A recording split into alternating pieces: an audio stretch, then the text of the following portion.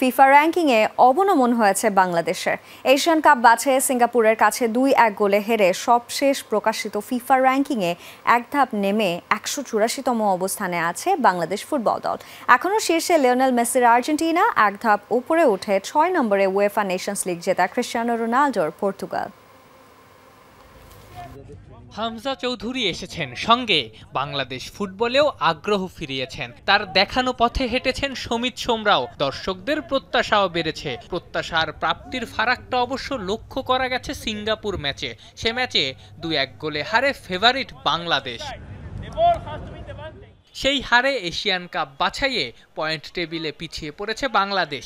একই হার পিছিয়ে দিয়েছে ফিফা র্যাঙ্কিংয়েও। শিলংয়ে ভারতের সঙ্গে গোলশূন্য ড্র করে 2 ধাপ এগিয়ে 183তম অবস্থানে উঠে এসেছিলেন হামজারা। সিঙ্গাপুরের কাছে হেরে সর্বশেষ প্রকাশিত র্যাঙ্কিংয়ে এক ধাপ নেমে এখন 184তম অবস্থানে বাংলাদেশ। এখনও র্যাঙ্কিংয়ের শীর্ষেই আছে বিশ্ব চ্যাম্পিয়ন আর্জেন্টিনা। শীর্ষ 5-এ কোনো পরিবর্তন নাই।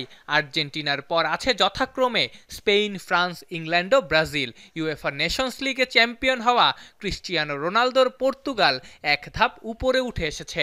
পর্তুগিজদের অবস্থান এখন ষষ্ঠ। 133 র্যাঙ্কিংয়ে থাকা ভারত এখনও র্যাঙ্কিং অনুযায়ী সাফের সেরা দল। বাংলাদেশের উপরে আছে মালদ্বীপ ও নেপাল, নিচে ভুটান, পাকিস্তান, শ্রীলঙ্কা।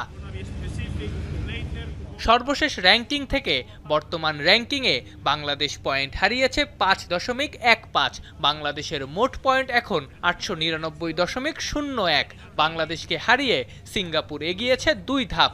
র্যাঙ্কিংয়ে তারা আছে 159 নম্বরে। ফিফা র্যাঙ্কিংয়ে এখন পর্যন্ত বাংলাদেশের সেরা অবস্থান 110। 1996 সালের 24 এপ্রিল র্যাঙ্কিংয়ের 110-এ ছিল বাংলাদেশ। আফনান পিয়াল, যমুনা স্পোর্টস, ঢাকা।